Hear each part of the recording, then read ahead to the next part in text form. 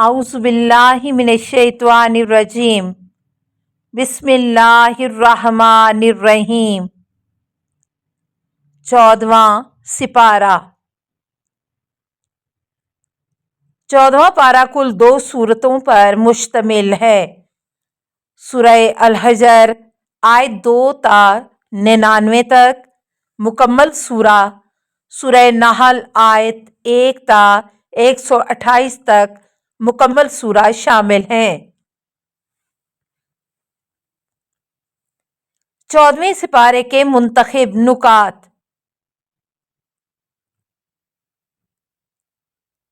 کافروں کی آرزو کاش وہ مسلمان ہوتے۔ ایک وقت ایسا ہوگا کہ کافر لوگ آرزو کریں گے کہ کاش وہ مسلمان ہوتے۔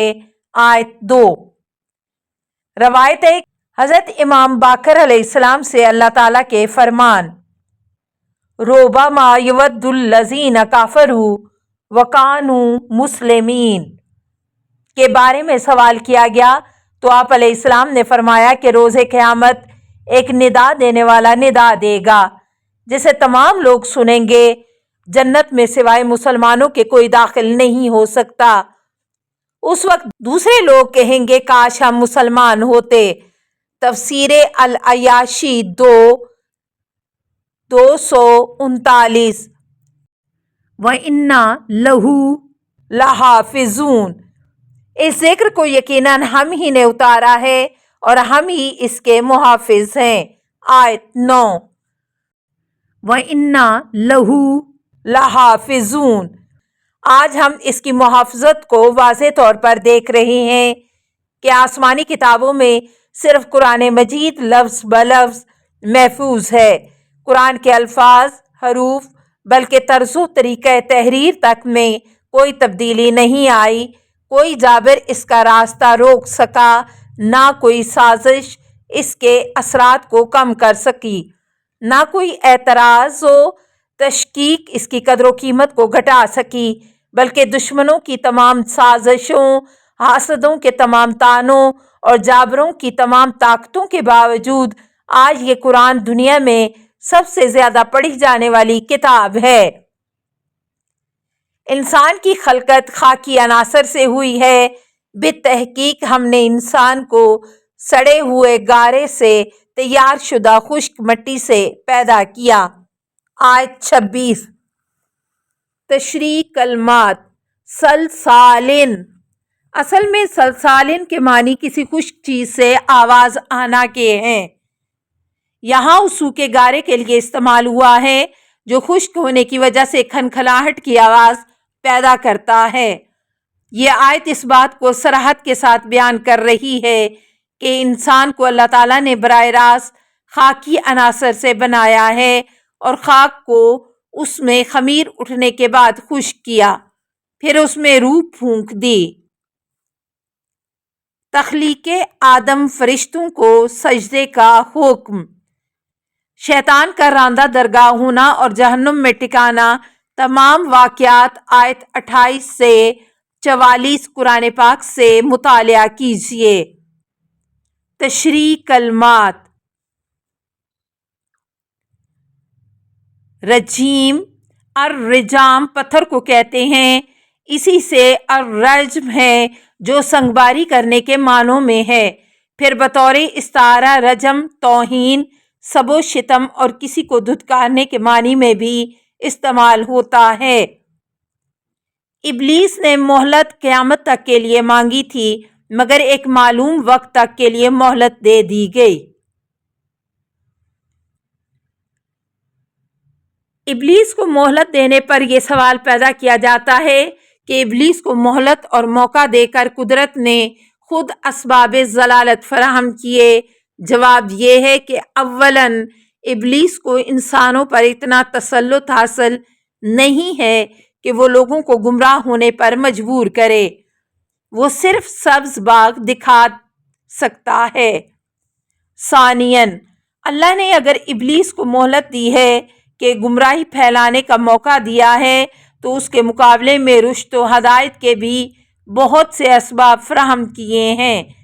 اللہ نے انسان کو توحید کی فطرت پر پیدا کیا ہے۔ انبیاء بھیجے ہیں، ملائکہ بھی انسان کو راہ راست پر ڈالنے کے لیے اہم کردار ادا کرتے ہیں۔ ان دونوں مواقع کی موجودگی میں امتحان لیا جا سکتا اور آزمائش کی جا سکتی ہے۔ اگر معاملات یک طرفہ ہوتے تو امتحان نامعقول ہوتا اور ثواب و عقاب کا نظام ممکن نہ ہوتا۔ اس لیے انسان کو خیر و شر کے درمیان کھڑا کیا گیا اور وہ اپنے اختیار سے جسے چاہے انتخاب کرے۔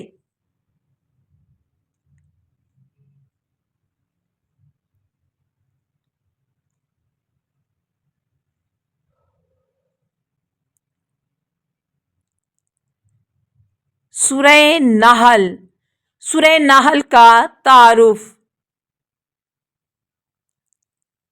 اس سورہ میں نحل شہد کی مکھی کا ذکر آیا ہے، اسی مناسبت سے اسے سورہ نحل کہتے ہیں۔ بعض آیات سے پتہ چلتا ہے کہ یہ سورہ اس وقت نازل ہوا جب کفار مکہ کی طرف سے ظلم و ستم اپنی انتہا کو پہنچ چکا تھا۔ سورہ نحل کی فضیلت۔ امام محمد باقر علیہ السلام نے ارشاد فرمایا، جو شخص ہر مہینے میں سورہ نحل کی تلاوت کرے تو وہ دنیا میں مشقت سے محفوظ ہو جائے گا اور 70 قسم کے بلاؤں سے، اور جس میں کم ترین بلا جنون، جذام اور برص کی ہے، اور اس شخص کا مسکن جنت عدن میں ہوگا، اور یہ عدن جنت کے درمیان میں واقع ہے۔ سورہ نحل کے منتخب نکات۔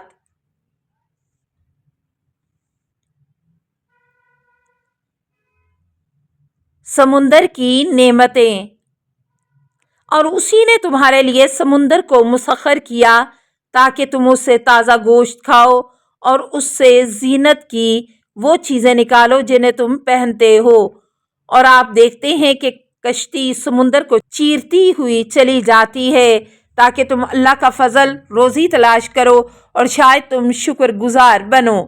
آیت 14۔ تشریح کلمات۔ ترین، التری ترو تازہ، مواخر، مخرۃ السفینۃ، کشتی کا اپنے سینے سے پانی کو چیرنا۔ نمبر 1، هو الذی سخر البحر، بحری نعمتوں کا ذکر ہے۔ ان نعمتوں میں تازہ گوشت سر فہرست ہے۔ مچھلی کا گوشت تازہ ہی کھایا جاتا ہے کیونکہ اگر یہ سڑ جائے تو بہت مضر ہوتا ہے۔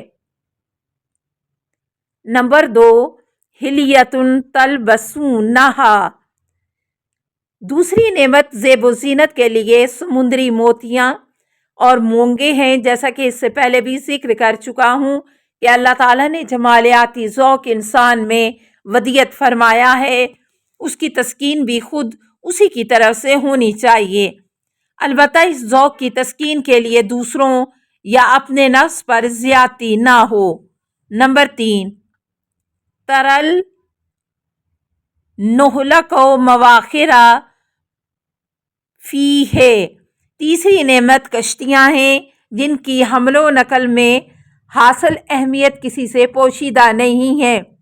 علامات و بالنجم ہم یہتدون، اور علامتیں بھی بتائیں اور ستاروں سے بھی لوگ راستہ معلوم کر لیتے ہیں۔ آیت 16۔ النجم ہم یہتدون، جہاں کسی قسم کی کوئی علامت نہ ہو اور پورا علاقہ یکساں ہو جیسے صحرا اور سمندر میں، ان میں انسان قدیم سے آج تک اپنا راستہ ستاروں سے معلوم کر رہے ہیں۔ شیعہ مصادر کے علاوہ شواہد التنزیل میں حسقانی نے حضرت امام محمد باقر علیہ السلام سے 2 روایات بیان کی ہیں۔ بالنجم علی علیہ السلام ہیں، دوسری روایت میں ہے کہ بالنجم محمد صلی اللہ علیہ وآلہ وسلم و علامات ان کے اوصیاء علیہ السلام ہیں۔ اللہ کی بیٹیاں، آیت 57 سے 59 کا مطالعہ کیجیے۔ عرب جاہلیت کے مشرکین فرشتوں کو اللہ کی بیٹیاں قرار دیتے تھے اور 7 دیویوں کا تصور بھی تھا جنہیں اللہ کی بیٹیاں قرار دیتے، اور اپنی بیٹیوں کو جب زندہ درگور کرتے تو کہتے تھے الحقوا البنات بالبنات، ان بیٹیوں کو ان بیٹیوں کے ساتھ ملا دو۔ مشرکین اپنے لیے اپنی پسند کی اولاد بیٹے چاہتے تھے اور اللہ کے لیے بیٹیاں، خود ان کی اپنی پسند کے مطابق اپنے لیے بیٹے اور اللہ کے لیے بیٹیاں قرار دیتے تھے، ورنہ اللہ کے لیے تو اولاد قرار دینا خود اپنی جگہ بہت بڑی جسارت ہے۔ حقائق بیان کرنا انبیاء علیہ السلام کی ذمہ داری ہے، اور ہم نے صرف اس لیے آپ پر کتاب نازل کی ہے۔ حقائق بیان کرنا انبیاء علیہ السلام کی ذمہ داری ہے، اور ہم نے صرف اس لیے آپ پر کتاب نازل کی ہے تاکہ آپ وہ باتیں ان کے لیے واضح طور پر بیان کریں جن میں یہ لوگ اختلاف کر رہے ہیں، اور ایمان لانے والوں کے لیے ہدایت اور رحمت ثابت ہوں۔ آیت 64۔ جو لوگ حقیقت امر سے ناواقف ہوتے ہیں وہ اختلاف کرتے ہیں، اس اختلاف کو صرف وہ شخص ختم کر سکتا ہے جو حقیقت امر سے واقف ہو۔ لِتُبَيِّنَ لَهُمْ، وہ حقیقت اور امر واقعہ بیان کریں۔ اس کے بعد جو لوگ اس بیان پر ایمان لاتے ہیں ان کے لیے یہ بیان ہدایت اور رحمت بن جاتا ہے۔ شہد کی مکھی پر وحی، اور شہد لوگوں کے لیے باعث شفا۔ اور آپ کے رب نے شہد کی مکھی پر وحی کی کہ پہاڑوں اور درختوں اور لوگ جو عمارتیں بناتے ہیں ان میں گھر چھتیں بنائے، پھر ہر قسم کے پھل کا رس چوس لے اور اپنے رب کی طرف سے تسخیر کردہ راہوں پر چلتی جائے۔ ان مکھیوں کے شکم سے مختلف رنگوں کا مشروب نکلتا ہے جس میں لوگوں کے لیے شفا ہے، غور و فکر کرنے والوں کے لیے اس میں ایک نشانی ہے۔ آیت نمبر 68-69۔ قیامت میں ہر امت سے گواہ اٹھایا جائے گا، اور اس روز ہم ہر امت میں سے ایک گواہ اٹھائیں گے، پھر کافروں کو نہ تو اجازت دی جائے گی اور نہ ہی ان سے اپنے عتاب کو دور کرنے کے لیے کہا جائے گا۔ آیت 84۔ تشریح کلمات۔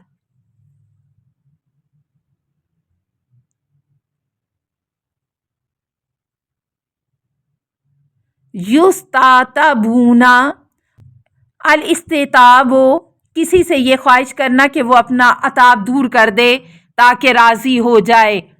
یہ گواہ اس امت کا نبی ہو سکتا ہے اور وہ ہستیاں بھی ہو سکتی ہیں جو اس نبی کے پیغام توحید کی محافظ ہوں۔ جن ہستیوں نے اتمام حجت کا سلسلہ قائم کر رکھا ہو، اس گواہ کی شہادت کے بعد کافروں کو بولنے کی اجازت ملے گی، نہ ہی اللہ کو راضی کرنے کا موقع ملے گا، کیونکہ قیامت کا دن حساب کا دن ہے، عمل کا نہیں۔ اعوذ باللہ من الشیطان الرجیم۔ پس جب آپ قرآن پڑھنے لگیں تو راندہ درگاہ شیطان سے اللہ کی پناہ مانگ لیا کریں۔ آیت 98۔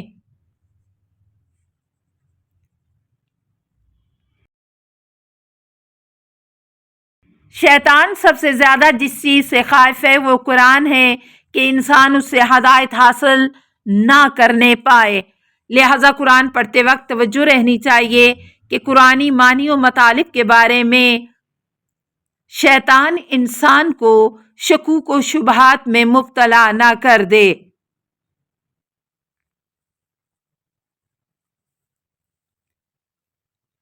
جدید سائنس و انقلابی افکار سے ہم آنگ نہیں ہیں۔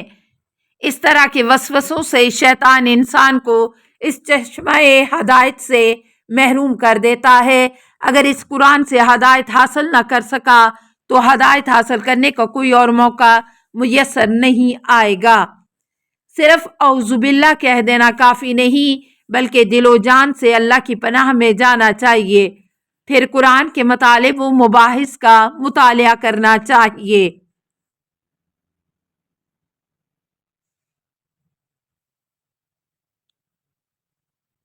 التماس دعا، اللہم صلی علی محمد و آل محمد و آلہ الطیبین الطاہرین المعصومین۔